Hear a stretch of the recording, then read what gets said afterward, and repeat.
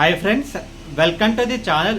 ఈ వీడియోలో మనం చూడబోతున్నాం ది ఫాల్ గాయ్ అని చెప్పి ఒక మూవీ రివ్యూ. ఈ మూవీ మనం చూసుకుంటే కనుక 3 months బ్యాక్ థియేటర్లో అయితే వచ్చింది. అండ్ ఇప్పుడు ఈ మూవీ జియో సినిమా ఓటీటీ ప్లాట్ఫామ్లో అయితే ఉంది. అది కూడా తెలుగు డబ్డ్ వర్షన్ అయితే ఉంది. అండ్ ఈ మూవీ మొత్తం చూసిన తర్వాత నా ఒపీనియన్ చెప్పాలని నాకైతే జస్ట్ ఒక యావరేజ్ యాక్షన్ ఫిలిం అని చెప్పి నాకైతే అనిపించింది. అండ్ ఇప్పుడు సినిమా స్టోరీ విషయానికి వస్తే కనుక బేసికలీ మన హీరో వచ్చేసి తనైతే ఒక స్టంట్ మ్యాన్. సో తను అండ్ అదే సినిమాలో అసిస్టెంట్ డైరెక్టర్ పనిచేస్తున్నా, హీరోయిన్తో అయితే మన హీరో లవ్లో పడడం అయితే జరుగుతుంది. బట్ ఒక స్టంట్లో హీరో కింద పడి సో తనకైతే లైఫ్ అనేది కొంచెం అప్సైడ్ డౌన్ అవుతుంది. సో తను ఒక 1 year బ్రేక్లో అయితే ఉంటాడు. సో తను ఇప్పుడు ఆ ఎక్స్ లవర్ ఉంది కదా, సో యాక్చువల్ అమ్మ ఎక్స్ లవర్ అయిపోతుంది. సో ఆ ఎక్స్లో ఒక మూవీని డైరెక్ట్ అయితే చేస్తుంది. సో అని అప్పుడు మన హీరోకి మళ్ళీ కాల్ వస్తుంది. సో నువ్వే కొన్ని స్టంట్స్ పర్ఫామ్ చేయాలని చెప్పి. అండ్ ఆ తర్వాత ఏం జరిగింది అనేది మిగతా స్టోరీ. ముందుగా ఈ సినిమా ప్లస్ పాయింట్స్ గురించి మనం మాట్లాడుకుంటే కనుక స్టంట్ మ్యాన్ ఒక లైఫ్ స్టైల్ చూపించిన విధానం అయితే బాగుంటుంది. సో వాళ్ళు స్టంట్స్ కోసం వాళ్ళు ఎలాంటి ఒక రిస్క్ అయితే చేస్తున్నారు.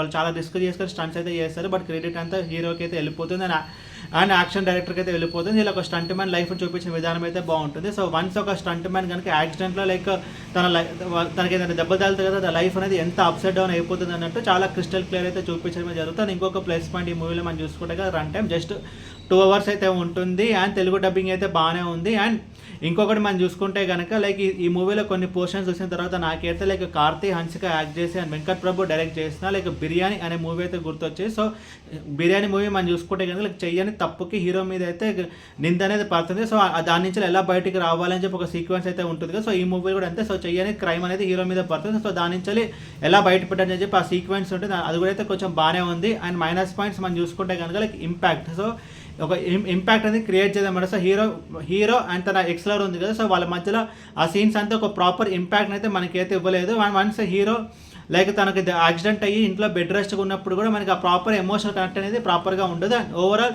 ఈ మూవీ గురించి చెప్పాలంటే మూవీ అయితే యావరేజ్ యాక్షన్ ఫ్లిక్. అండ్ ఈ మూవీకి నేను ఇచ్చిన రేటింగ్ 2 out of 5. అండ్ ఈ మూవీని మీరు చూడాలనుకుంటే జియో సినిమా ఓటీటీ ప్లాట్ఫామ్లో విత్ తెలుగు డబ్డ్ వర్షన్ అయితే ఉంది.